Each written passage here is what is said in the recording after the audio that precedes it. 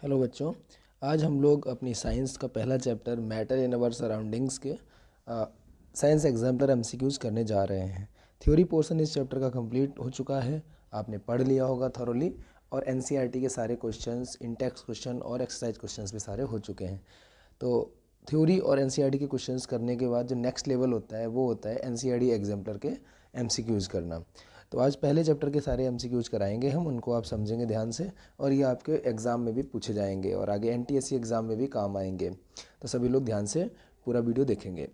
पहला सवाल देखिए, which one of the following set of phenomenon would increase on raising the temperature. यानी कि जो नीचे फिनोमिनन दी गई हैं उनमें से किसी पर्टिकुलर ऑप्शन में कौन सी चारों फिनोमिनन जो है या सारी फिनोमिनन जो है वो सही हैं कि वो इंक्रीज़ हो जाएगी टेम्परेचर बढ़ाने पर।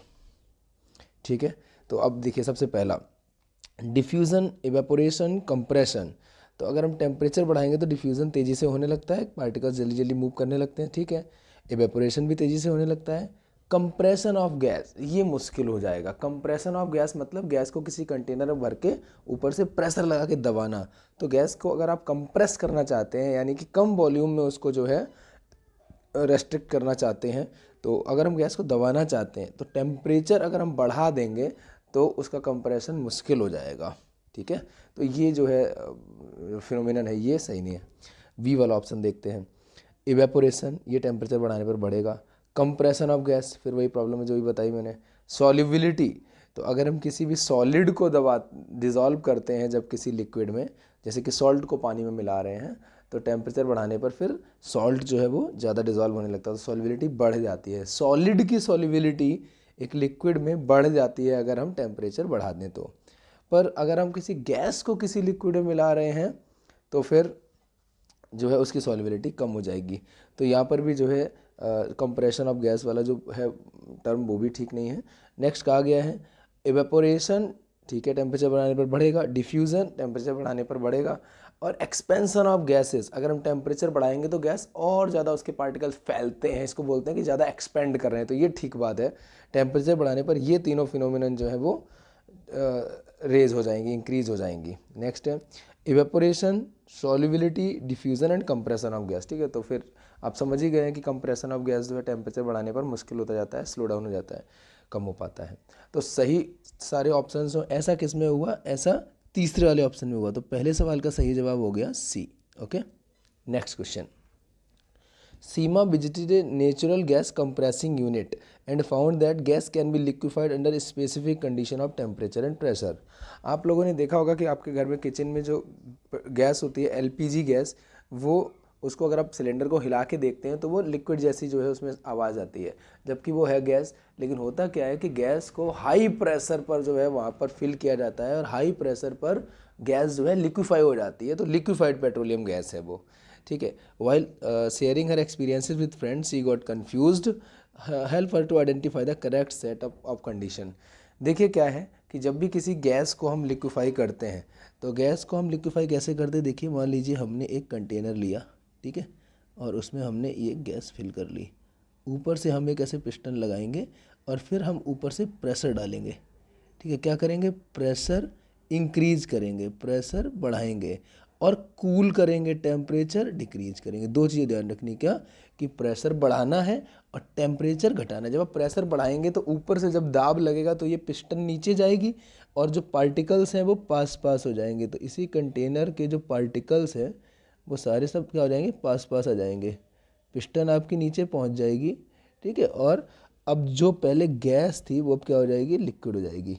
तो जो गैसियस सब्सटेंस है उसको आप प्रेशर ऊपर से लगाएं तो पार्टिकल पास पास आ जाएंगे, और अगर आप ठंडा करें, टेम्परेचर डिक्रीज करना मतलब ठंडा करें, तो पार्टिकल पास पास आ जाएंगे, तो इससे लिक्विफाइड हो जाएगा और लिक्विड स्टेट बन जाएगा। ठीक है, मैं इस हटा देता हूँ ज़रा ये। ओके, ना तो यहाँ पर अब हम ऑप्शन देख लेते हैं कि गैस को जब लिक्विफाई किया जाता है कंप्रेस करके तो कौन सी कंडीशंस होती है। पहला लिखा है लो टेम्परेचर लो प्रेशर, तो लो टेम्परेचर तो ठीक है बट लो प्रेशर गलत है। प्रेशर जितना ज़्यादा लगाएंगे गैस उतनी आसानी से फिर लिक्विफाई होगी। नेक्स्ट है high temperature and low pressure, ये उल्टा है। नेक्स्ट है low temperature and high pressure, ये ठीक है।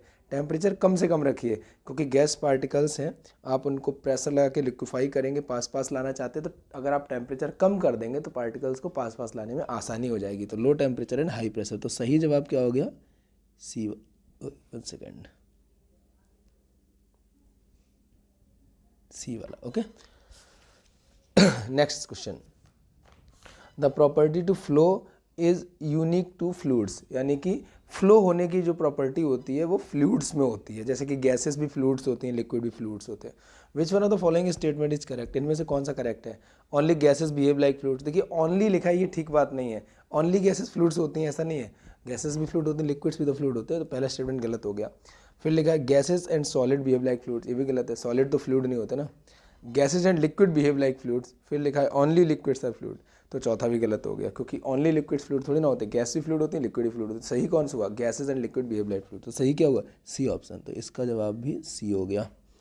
ओके, नेक्स्ट है, during summer when water kept in earthen pot become cool because of the phenomenon of, देखिए आपने जब थ्योरी पोर्शन पढ़ा होगा इस चैप्टर का, तो मैंने आपको बताया था कि जो अर्थन पॉट होता है, मटका, उसमें जब पानी भरा होता है तो जो सरफेस के पास का जो पानी होता है वो सरफेस में मौजूद छोटे छोटे पोर्स के थ्रू इवेपोरेट हो जाता है, और भीतर के पानी की जो गर्मी है वो एब्जॉर्ब करके वो पानी इवेपोरेट होता है, तो भीतर का पानी ठंडा हो जाता है, तो इवेपोरेशन की वजह से वो पानी ठंडा हो जाता है। ऑप्शन देखिए, डिफ्यूज़न, ट्रांसपिरेशन, ऑस्मोसिस, इवेपोरेशन, तो कौन सा सही जवाब होगा? इवेपोरेशन की वजह से जो है मटके का पानी ठंडा हो जाता है, तो सही जवाब क्या हो जाएगा इसका? D. Okay, next, fifth question का आ गया, a few substances are arranged in increasing order of force of attraction between the particles, यहाँ पर कुछ सब्सटेंस है उनको इंक्रीजिंग ऑर्डर में अरेंज किया गया फोर्स ऑफ अट्रैक्शन के हिसाब से।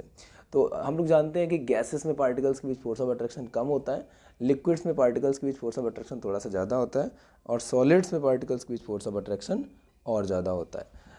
Which one of the following represent A correct arrangement, increasing order देखना है, वाटर से ज़्यादा एयर में, एयर से ज़्यादा विंड में, गलत है ये। एयर से ज़्यादा शुगर में, शुगर से ज़्यादा ऑयल में, ये भी गलत है। फिर ऑक्सीजन से ज़्यादा वाटर में, वाटर से ज़्यादा शुगर में, देखिए ऑक्सीजन गैस है, वाटर लिक्विड है, शुगर सॉलिड है, तो गैस से ज़्यादा लिक्विड में, लिक्विड से ज़्यादा सॉलिड में, तो ऑक्सीजन से ज़्यादा वाटर में, वाटर से ज़्यादा शुगर में, ठीक है। ये चौथा ऑप्शन देखते हैं, सॉल्ट, फिर जूस, फिर एयर, ये उल्टा है, सॉल्ट में ज़्यादा होगा, फिर जूस में कम अट्रैक्शन होगा, लिक्विड है ना, फिर एयर जो कि गैसेस है उसमें और कम अट्रैक्शन होगा पार्टिकल्स के बीच, तो असेंडिंग ऑर्डर में कौन सा हुआ? Oxygen, then water, then sugar, तो सही जवाब क्या हो जाएगा? सी। ओके, चलिए अब आगे बढ़ते हैं। Next question, on converting 25 degree Celsius, 38 degree Celsius and 66 degree Celsius to Kelvin scale, the correct sequence of temperature will be, इन तीनों वैल्यूज़ को जो डिग्री सेल्सियस में दिए इनको हमें केल्विन में बदलना है, तो सीक्वेंसली क्या वैल्यू आएगी? तो देखिए बच्चों, हम जानते हैं कि डिग्री सेल्सियस में जब हम 273 जोड़ देते हैं तो केल्विन स्केल की वैल्यू आ जाती है। यहाँ उन्होंने कहा है कि 25 डिग्री सेल्सियस को बदलिए, तो अगर सेल्सियस 25 है, इसमें 273 जोड़ देंगे तो केल्विन में कितना हो जाएगा? 298 केल्विन्स, तो 25 डिग्री सेल्सियस कितना बनेगा? 298 केल्विन्स।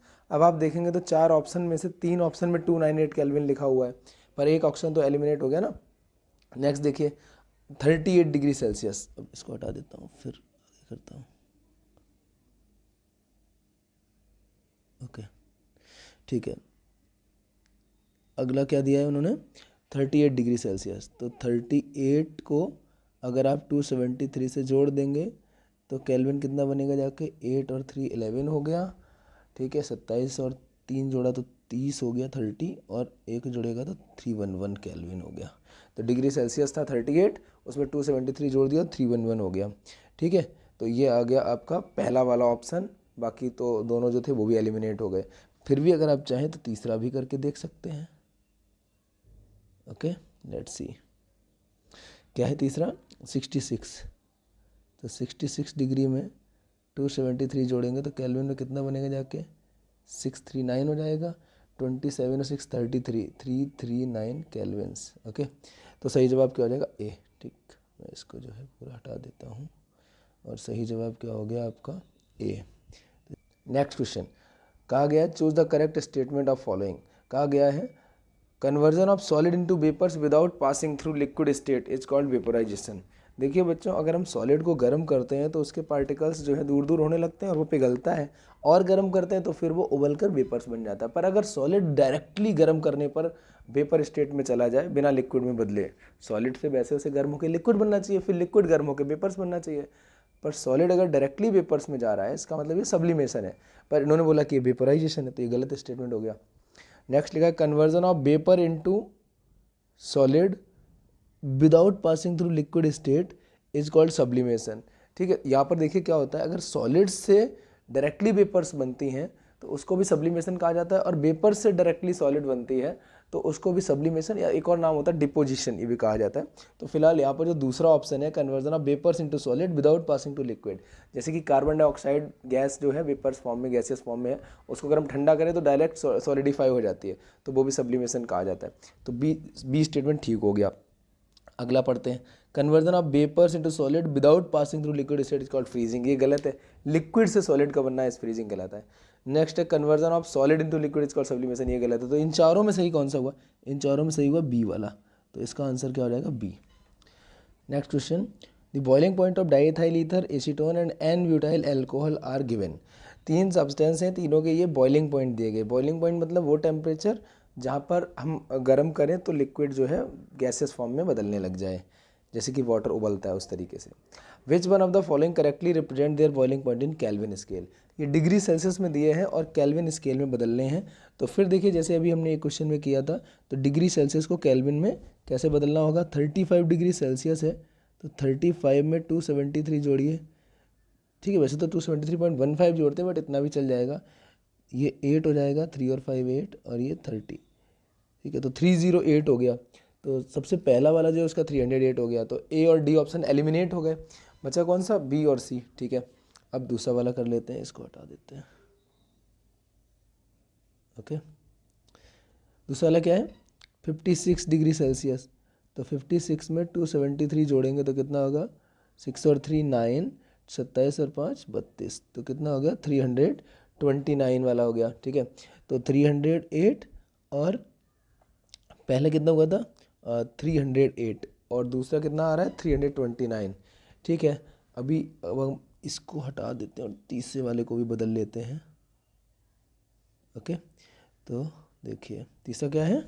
118 डिग्री सेल्सियस, और इसमें 273 जोड़ेंगे तब ये केल्विन में कितना बनेगा जाके? 8 और 3 11, ठीक, 27 और 11 जोड़ेंगे तो 38 और 1 39, तो आखिरी वाला कितना हुआ? 391। ठीक है, तो सारे ऑप्शन सही हो रहे हैं। ऐसा कौन सा हो रहा है देख लीजिए आप, लिख के करेंगे आप लोग, ठीक है, तो मैं तो लिख के हटा दे रहा हूँ। तो सही ऑप्शन कौन सा हो गया? सी वाला हो गया। ठीक है, इसको मैं हटा देता हूँ।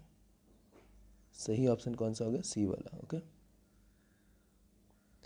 सही हो गया सी वाला। Next, which condition out of the following will increase the evaporation of water, water को इवेपोरेट होना है, और कौन सी कंडीशन जो है इंक्रीज करेगी इवेपोरेशन के रेट को? पहला लिखा टेम्परेचर बढ़ा दें तो इंक्रीज इन टेम्परेचर, बिल्कुल सही बात है, टेम्परेचर बढ़ाने से इवेपोरेशन जल्दी होने लगा। फिर लिखा डिक्रीज ऑफ टेम्परेचर, ये गलत है। फिर लिखा लेस एक्सपोज सरफेस एरिया, देखिए अगर सरफेस एरिया ज़्यादा होता है तो सनरेज ज़्यादा पड़ेंगी तो इवेपोरेशन ज़्यादा अच्छे से होगा, तेज़ी से होगा। तो या तो लेस एक्सपोज सरफेस एरिया, यानी कि कम सरफेस एरिया अगर ओपन होगा तो इससे तो इवेपोरेशन स्लो डाउन हो जाएगा ना, बट हमें तो इंक्रीज करना है, तो ये ऑप्शन गलत हो गया। आखिरी वाला adding common salt to water, देखिए अगर हम जो है सॉल्ट या कोई भी सॉलिड सब्सटेंस अगर हम वाटर में मिला देते हैं तो इससे उसका बॉइलिंग पॉइंट बढ़ जाता है, और फिर वो और ज़्यादा गर्म करना पड़ता है उसको बॉयल करने के लिए, उसको वेपोराइज करने के लिए। तो हमें तो आसानी से वेपोराइज करना है ना, आसानी से उसको इवेपोरेट करके गैसेस फॉर्म में बदलना है, तो उसके लिए इंक्रीज ऑफ टेम्परेचर। तो सही ऑप्शन यहाँ क्या हो जाएगा? ए वाला। ओके, नेक्स्ट सवाल है, in which of the following conditions the distance between the molecules of hydrogen gas would increase.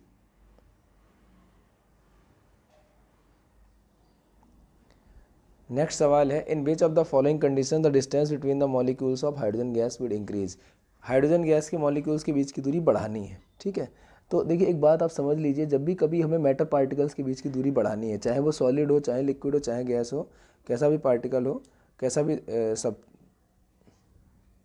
Next सवाल है, in which of the following condition the distance between the molecules of hydrogen gas would increase, यानी कि hydrogen gas के molecules के बीच की दूरी बढ़ानी है, तो निम्नलिखित कंडीशंस में से कौन सी जो है कंडीशन सही होगी? तो देखिए, अगर कभी भी आपको पार्टिकल्स के बीच की दूरी बढ़ानी है, मैटर पार्टिकल्स के बीच की दूरी बढ़ानी है, चाहे वो सॉलिड सब्सटेंस हो, चाहे लिक्विड हो, चाहे गैसियस हो, अगर आपको पार्टिकल्स के बीच की दूरी बढ़ानी है तो आपको गर्म करना चाहिए, हीट करना चाहिए, टेम्परेचर बढ़ाना चाहिए। टेम्परेचर बढ़ाने से पार्टिकल्स दूर दूर होने लगते हैं। तो कहा गया हाइड्रोजन गैस के पार्टिकल्स को अगर हमें जो है दूर दूर करना है तो क्या करना चाहिए। पहला लिखा है increase the pressure on hydrogen contained in the close container. अगर हाइड्रोजन गैस को एक क्लोज कंटेनर में रखा हुआ है और प्रेशर बढ़ाएंगे, तो अगर आप प्रेशर बढ़ाओगे तो वो तो प्रेशर बढ़ाने से तो पास पास आ जाएंगे ना। ठीक है, जैसे एक कंटेनर में आपने गैस को रखा हुआ है, ठीक है, ऐसे गैस के पार्टिकल्स हैं ये। अब आप ऊपर से प्रेशर बढ़ाते हो, तो अगर आप ऊपर से प्रेशर बढ़ाओगे तो क्या होगा, पिस्टन नीचे जाएगी और गैस के पार्टिकल्स जो है वो पास पास आ जाएंगे। तो इससे तो वो डिस्टेंस उनके बीच की घट जाएगी ना। पर हमें क्या करना है, सवाल में क्या बोला गया, हमें तो बढ़ाना है। ठीक है ना, तो पहला ऑप्शन नहीं हुआ। Next, some hydrogen gas leaking out of container. अब देखिए, कंटेनर में कहीं पे छेद हो और वहाँ से हाइड्रोजन गैस बाहर निकले, तो बताइए, जैसे बलून से हवा बाहर निकल जाती है तो फिर तो वो पूरे में फैलेगी ना, पार्टिकल दूर दूर हो जाएंगे। तो बस अगर कंटेनर में होल हो गया है या कहीं से लीकेज हो रहा है तो गैस पूरे में फैलेगी। और गैस के पार्टिकल्स की टेंडेंसी होती है कि उन्हें जितनी जगह मिली होती है उतने पूरे में वो फैल जाते हैं। उनमें अट्रैक्शन तो ना के बराबर होता है। ऐसा तो नहीं कि पास पास रहना चाहेंगे, वो दूर दूर पूरे में फैलेंगे और जितनी जगह होगी पूरे में दूर दूर फैल जाएंगे। तो दूरी उनके बीच की बढ़ जाएगी। तो सेकेंड ऑप्शन सही हो गया। थर्ड ऑप्शन है increasing the volume of container of hydrogen gas. जिस कंटेनर में गैस भरी हुई है, देखिए अगर मान लीजिए आपके पास मान लीजिए आपके पास कंटेनर इतना बड़ा है, तो इसमें जो गैस के कण होंगे वो थोड़ा सा पास पास होंगे। अगर यही कंटेनर आप इतना बड़ा कर देते हैं तो उतनी ही गैस के पार्टिकल हैं, क्योंकि तो अब वो दूर दूर होंगे क्योंकि अब स्पेस बढ़ गया है। क्योंकि गैस के पार्टिकल्स की एक खास बात है कि जितना बड़े कंटेनर में आप उनको रखेंगे उस पूरे को भी वो घेर लेंगे। ठीक है, तो increasing the volume of container of hydrogen gas, अगर आप वॉल्यूम बढ़ाते हैं, ये वॉल्यूम मान लीजिए कम था, अब ये वॉल्यूम बढ़ा दिया, तो वॉल्यूम बढ़ाने से गैस पार्टिकल्स अब दूर दूर हो जाएंगे। ठीक है, तो उनके बीच की दूरी बढ़ जाएगी। तो तीसरा ऑप्शन भी सही हो गया। ठीक है, इसको मैं हटा देता हूँ।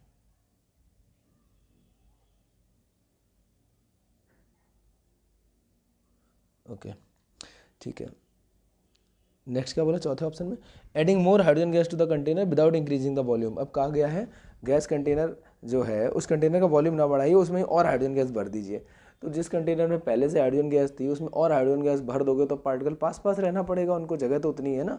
तो फिर ऐसे में तो पार्टिकल्स के बीच की दूरी कम और हो जाएगी, पर हमें तो बढ़ानी है ना। तो चौथा ऑप्शन सही नहीं है। तो सही ऑप्शन कौन सा हुआ, दूसरा और तीसरा। और वो किस में लिखा हुआ है, सी ऑप्शन में। तो सही क्या हो जाएगा, सी हो जाएगा। ओके, तो आई होप कि इस चैप्टर के जो MCQ क्वेश्चंस थे एग्जाम्पलर के वो आपको सारे समझ में आ गए होंगे, कॉन्सेप्ट समझ में आ गए हों कैसे मैंने बताया। फिर भी अगर आपको कुछ भी डाउट हो तो आप मेरे से डिस्कस कर सकते हैं। इसी प्रकार सभी चैप्टर्स की जो एग्जाम्पलर MCQs की सीरीज़ है वो बनी हुई है, उसको आप देखिए। और अगर आपको वीडियो पसंद आया हो तो आप लाइक कर दीजिए, कमेंट करके बताइएगा अगर कोई भी आपको डाउट हो या कुछ भी पूछना हो। और आप सपोर्ट करने के लिए जो है इस वीडियो को अपने क्लासमेट्स और दोस्तों तक शेयर भी कर दें। Thank you.